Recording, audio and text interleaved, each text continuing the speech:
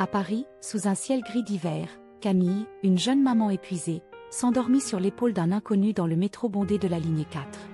L'homme, Julien, un riche chef d'entreprise, grogna doucement. « Vous pourriez tenir votre bébé un peu plus fort?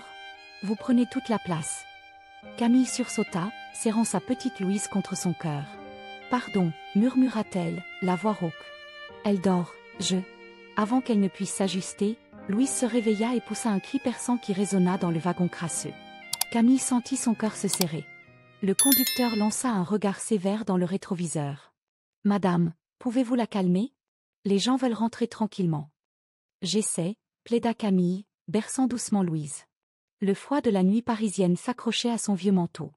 Elle venait de travailler 10 heures dans un petit café près de la place de la République, debout depuis l'aube. Ses mains tremblaient de fatigue. « Chut, ma puce, s'il te plaît, » murmura-t-elle, au bord des larmes. Mais les pleurs de Louise redoublèrent. Les passagers tournèrent la tête, certains levèrent leur téléphone, d'autres soupirèrent ou roulèrent des yeux. Soudain, une voix chaude et calme s'éleva à côté d'elle. « Excusez-moi, puis-je essayer quelque chose ?» Camille tourna la tête, surprise. Un homme d'une trentaine d'années, assis de l'autre côté de l'allée, la regardait. Il portait un élégant manteau bleu marine et des gants en cuir posés sur ses genoux. Ses yeux semblaient gentils. Il lui offrit un sourire rassurant. « J'ai des nièces, » dit-il. « Parfois, changer de bras fait toute la différence. » Camille hésita. Toute sa vie, elle avait appris à se méfier, à ne compter que sur elle-même. Mais les pleurs de Louise et les regards des autres étaient trop lourds. Elle hocha lentement la tête, essuyant une larme sur sa joue. Doucement, elle tendit Louise à l'homme. Il la prit avec précaution, comme s'il avait fait ça 100 fois, et la cala contre son torse. Il berça Louise lentement, murmurant des mots que Camille n'entendait pas. Miraculeusement, les pleurs de Louise se transformèrent en petits sanglots, puis en silence. Camille n'en croyait pas ses yeux. Sa fille, blottie dans les bras d'un inconnu, semblait apaisée. « Elle vous aime », murmura Camille, émerveillée. « Elle est juste fatiguée et a besoin de chaleur », répondit-il doucement. Épuisé, le corps de Camille s'abandonna. Sa tête glissa sur l'épaule de l'homme sans qu'elle s'en rende compte. Il ne bougea pas, ne dit rien. Il ajusta simplement sa position, puis retira son manteau pour en envelopper Louise, s'assurant qu'elle reste au chaud. Ce geste, si simple et si rare, toucha Camille au plus profond d'elle-même. Elle s'endormit. Quand elle se réveilla, elle sursauta, paniquée. « Oh non, je suis tellement désolée » bafouilla-t-elle, voyant Louise toujours endormie dans les bras de l'homme. Il sourit, sa voix aussi calme qu'avant. « C'est rien. Vous étiez épuisée, n'importe qui le serait. » Louise remua et murmura d'une voix ensommeillée. « T'es tout chaud. » Camille rougit. « Elle s'appelle Louise, » dit-elle avec un demi-sourire. « Et moi, c'est Camille. »« Julien, » répondit-il, tenant toujours Louise avec une douceur infinie, comme si elle était en porcelaine. « Enchanté de vous rencontrer toutes les deux. » Le métro ralentit à l'arrêt de Camille, près de Montmartre. « C'est nous, » dit-elle à contre-cœur, tendant les bras pour reprendre Louise. Julien lui rendit la petite, s'assurant que le manteau restait autour d'elle. « Merci, » murmura Camille, essayant de croiser son regard. « Sans vous, je ne sais pas ce que j'aurais fait ce soir. » Julien haussa les épaules modestement. « Vous vous en seriez sorti. Vous faites un travail incroyable. » Camille descendit du métro et resta un instant sur le quai, regardant le wagon s'éloigner dans la nuit parisienne. Les lumières scintillaient à travers les vitres embuées. Elle serra Louise contre elle, encore enveloppée dans le manteau de Julien, et chuchota. « On ne le reverra pas, mais il était gentil, hein ?» Louise marmonna dans son sommeil, et pour la première fois depuis des semaines, Camille se sentit un peu moins seule.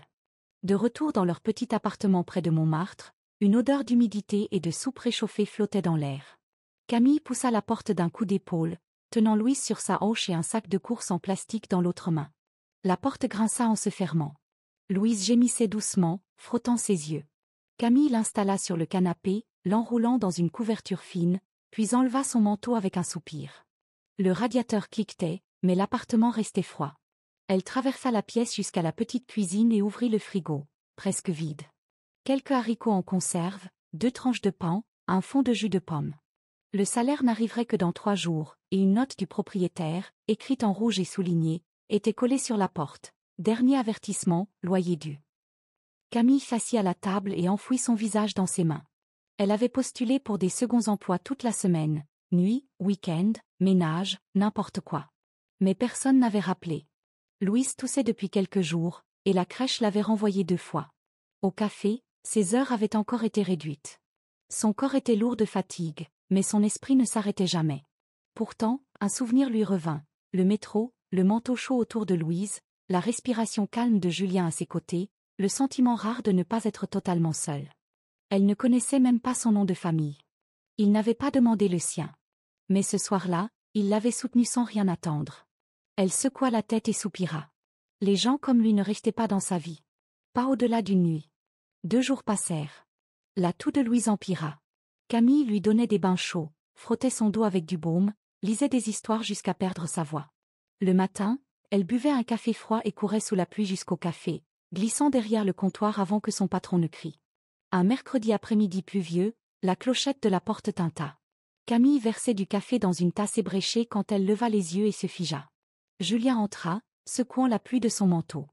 Il balaya la salle du regard, puis sourit en la voyant. « Bonjour, dit-il.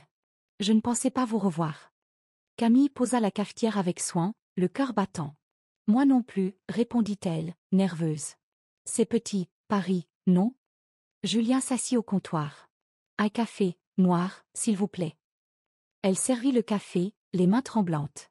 Il but en silence, la regardant travailler derrière le comptoir. Pas de questions, pas d'attente, juste sa présence. Camille, malgré les pensées qui tourbillonnaient dans sa tête, se sentit étrangement apaisée. Un matin, l'air était vif sur les pavés humides de Paris. Camille marchait lentement vers le café, profitant d'un rare moment de calme. Louise avait dormi toute la nuit, et elle avait décidé de prendre son temps. En approchant du café, elle ralentit. Un sac en papier était accroché à la poignée de la porte. Elle regarda autour d'elle, la rue était déserte, sauf pour le bruit lointain des klaxons. Prudemment, elle décrocha le sac. Il était plus lourd qu'il n'y paraissait. Elle l'ouvrit et retint son souffle. Dedans, il y avait 2 boîtes de lait pour bébé, un flacon de sirop contre la toux pour enfants, une boîte de mouchoirs avec des dessins d'animaux, et une note pliée, pour Louise. Julien. Camille sentit son cœur se serrer. Elle n'avait rien dit à Julien sur la toux de Louise ou sur ses difficultés financières. Pourtant, il avait remarqué, il avait agi, sans rien demander en retour. Ce jour-là, elle travailla, mais son esprit revenait sans cesse au sac. Était-ce de la pitié? Ou de la gentillesse sincère? À la fin de son service, elle attendit. Quand la clochette tinta à nouveau, Julien entra. Camille croisa les bras, plus tendue qu'elle ne l'aurait voulu. « Il faut qu'on parle, dit-elle. J'ai trouvé le sac. » « J'espérais que vous le trouveriez, répondit Julien calmement. « Je n'ai rien demandé, dit-elle, la voix tremblante. Pourquoi? » Il la regarda dans les yeux. « Parce que vous élevez votre fille seule, que vous travaillez dur et que vous trouvez encore le sourire pour les autres. Parce que dans le métro, vous teniez bon, même épuisé. » Camille murmura, « Je ne suis pas un cas à aider. » « Je n'ai jamais dit ça, répondit Julien doucement. « Ce n'est pas de la pitié, c'est du respect. » Camille baissa les yeux. « Je ne sais pas accepter l'aide. »« Je ne vous demande rien en retour, dit-il. » Elle hocha la tête, émue. Julien s'assit à sa place habituelle, sans ajouter un mot. Un dimanche, sous les arbres dénudés du jardin des Tuileries, Camille, Julien et Louise marchaient ensemble. Julien avait proposé un café, puis une promenade. Camille avait hésité, mais la sincérité dans ses yeux l'avait convaincue.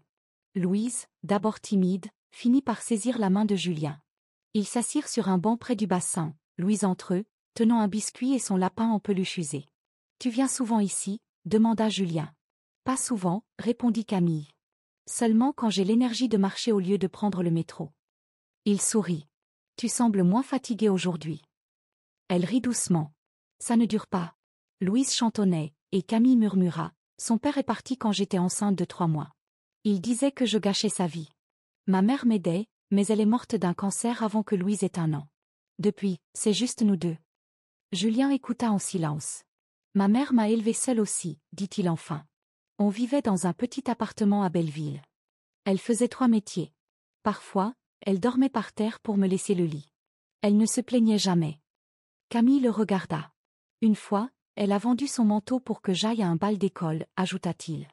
Elle disait que ce n'était pas si froid. » Camille sentit son cœur s'adoucir. « J'ai arrêté de faire confiance, dit-elle. Pas par choix, mais parce que je devais. » Julien hocha la tête. « Je vois de l'amour dans la manière dont tu tiens Louise. Ça me rappelle ma mère. » Louise tira sur la manche de Camille, qui l'embrassa sur le front. Julien se leva, s'éloigna un instant et revint avec un sac en papier. Il s'agenouilla devant Louise et sortit un petit ours en peluche, presque identique à son lapin. « Pour toi, » dit-il. Louise le serra fort, les yeux brillants. Camille murmura, « Comment tu as su ?»« J'ai vu que son lapin s'abîmait, » répondit Julien. Camille le regarda, touché. « Personne n'a jamais fait ça pour nous. » Un soir, dans leur appartement, la pluie battait contre les fenêtres. Louise avait de la fièvre, ses joues étaient brûlantes. Camille, paniquée, tenait un gant humide d'une main et son téléphone de l'autre. La clinique d'urgence était fermée à cause des inondations. La pharmacie parlait d'un délai de plusieurs heures. Louise gémissait, et Camille se sentait impuissante. Elle essaya d'appeler sa voisine. Pas de réponse. Elle appela son patron pour manquer son service du matin. Il raccrocha. Alors, sans réfléchir, elle appela Julien. Il répondit à la première sonnerie. « Louise est très malade, » dit-elle, la voix brisée. « Elle est brûlante. »« J'arrive, » répondit-il simplement. 15 minutes plus tard, il frappa à la porte, trempé, tenant un sac de médicaments et une petite casserole. « J'ai pris un sirop, des sachets pour la réhydrater, et une soupe au riz et gingembre, » dit-il en enlevant son manteau. « Je l'ai fait chauffer. » Camille le fixa, abasourdi. « Tu es vraiment venu ?» Il sourit légèrement. « Bien sûr. » Il s'agenouilla près de Louise. « Salut, petite, » murmura-t-il. « Pas facile, hein ?» Il lui donna le sirop avec douceur, puis lut une histoire d'une voix chaude et apaisante. Louise s'endormit, respirant mieux. Julien couvrit la petite d'une couverture et réchauffa la soupe. « Pour demain, si elle va mieux, » dit-il. Camille, les bras autour d'elle, murmura, « Tu n'avais pas à venir. »« Il est tard. »« Les gens ont besoin d'aide la nuit, » répondit-il. Les larmes montèrent aux yeux de Camille. « Toute ma vie, les gens sont partis. Le père de Louise, ma mère, mes amis. J'ai arrêté d'attendre quoi que ce soit. Ça fait moins mal. » Julien posa une main sur son bras. « Tu n'es plus seule. » Louise murmura depuis le canapé, « T'es comme un gros coussin. » Julien rit doucement et la serra. Puis, regardant Camille, il dit, « Je ne pars pas. Vous êtes ma maison maintenant. » Camille pleurait en silence. Il prit sa main, et elle ne la retira pas.